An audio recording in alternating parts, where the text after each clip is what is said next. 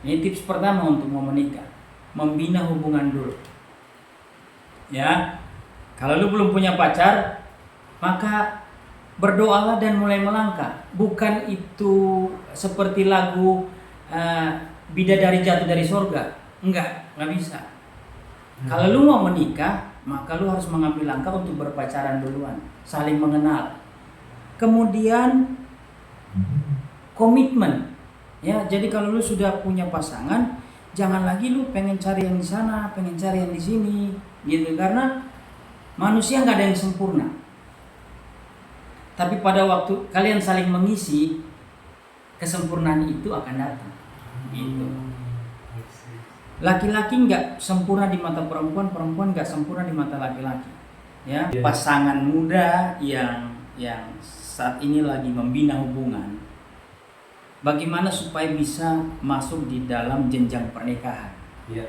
Bagaimana kalian membangun komitmen supaya perjalanan hubungan kalian itu bisa masuk ke jenjang pernikahan? Ya. Setelah kalian mulai membangun hubungan berpacaran, kemudian komitmen, ya, targetkan kapan kalian mau menikah, sama-sama sepakat, kemudian bawa dalam doa.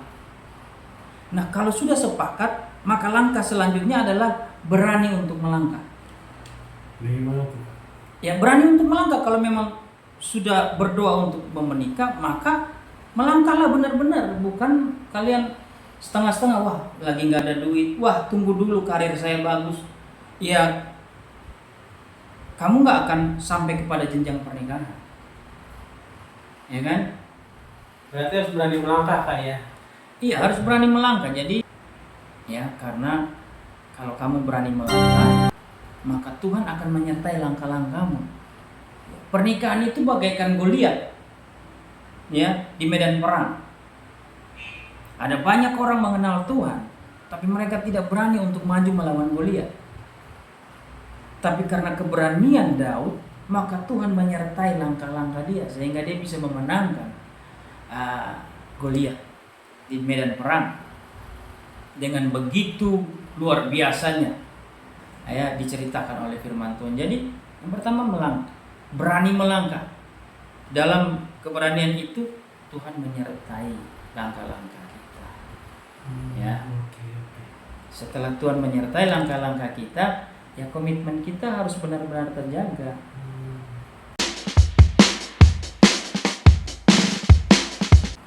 Idealnya untuk seorang laki-laki menikah, ya, menurut pandangan saya, ya, idealnya itu umur 26 sampai 30 tahun.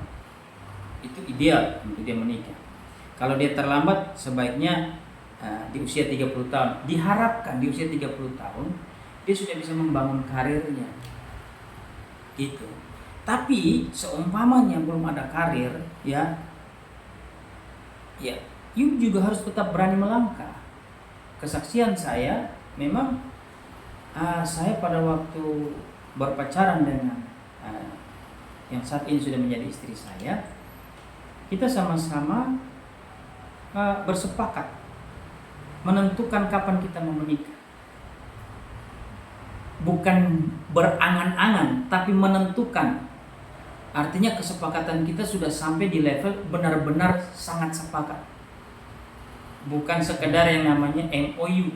MOU itu baru nota kesepakatan, tapi sudah berjanji sama-sama mau ke jenjang pernikahan. Nah, berjanji sama-sama mau ke jenjang pernikahan. Nah, setelah itu kita mendoakan. Ya, walaupun saya karirnya belum bagus, gaji saya belum bagus, tapi saya berdoa.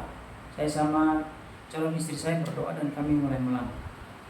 Bagaimana benteng di keluarga itu begitu keras, kami terus berdoa sehingga orang tua dari kedua belah pihak itu benar-benar menerima kami apa adanya, bahkan mensupport kami. Dan akhirnya kami pun bisa masuk ke dalam jenjang pernikahan. Jadi bagaimana supaya bisa menikah, ya? Jangan jomblo. Tapi kan yang paling ditakutkan kan misalnya masalah finansial.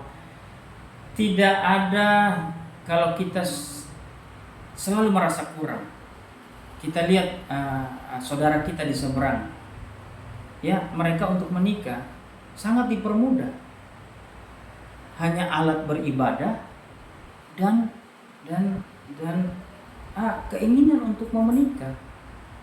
Kalau kita malah membuat pernikahan itu menjadi ribet gitu loh. Harus pemberkatan yang besar, yang wah, harus resepsi yang wah, besar. Kalau memang lu baru bisa sampai pemberkatan yang sederhana, kenapa lu paksakan harus 1000 orang yang datang? Kita lihatlah saudara kita di seberang. Menikah mereka tuh gampang banget menikahnya. Walaupun kedepannya memang gampang banget bercerai. Tapi dengan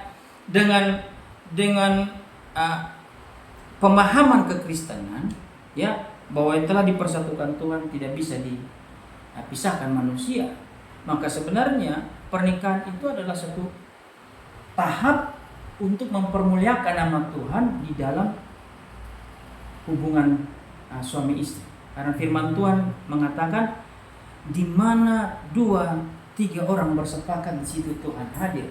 Ya, pernikahan itu untuk membuat anak-anak Tuhan bersepakat sehingga Tuhan hadir di dalam persekutuan mereka yang kudus. Gitu. Jadi kalau lu nggak punya uang yang banyak, yang penting pernikahan dulu, pemberkatan dulu. Ya, resepsi apa adanya. Ngapain lu harus resepsi, harus keluarin duit ratusan juta kalau lu nggak bisa. Jadi kan ini berbicara tentang bagaimana kamu memposisikan diri kamu untuk menjalani perikatan pernikahan.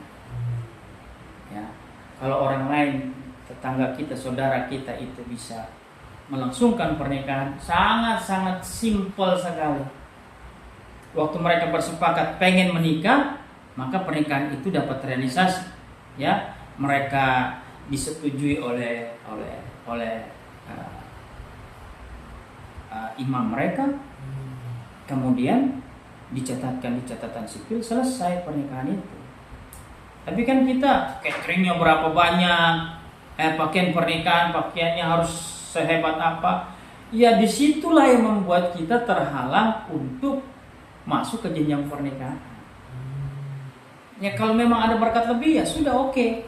Tapi kalau nggak ada ya ngapain? Yang penting kan supaya hubungan kalian bisa kudus. Karena lama-lama kenal jadi akhirnya married by accident. Ya kan? Karena kebutuhan biologis itu, keinginan biologis itu tinggi untuk setiap pasangan-pasangan muda yang belum menikah. Nah, bagaimana supaya kita bisa mengendalikan persoalan ini? Ya kita harus masuk ke jenjang pernikahan supaya hubungan kita menjadi kudus, dan di dalam hubungan kita yang kudus ini nama Tuhan dipermuliakan. Ya, supaya tujuan untuk menikah ini dapat terrealisasi untuk kemuliaan Tuhan. Oke.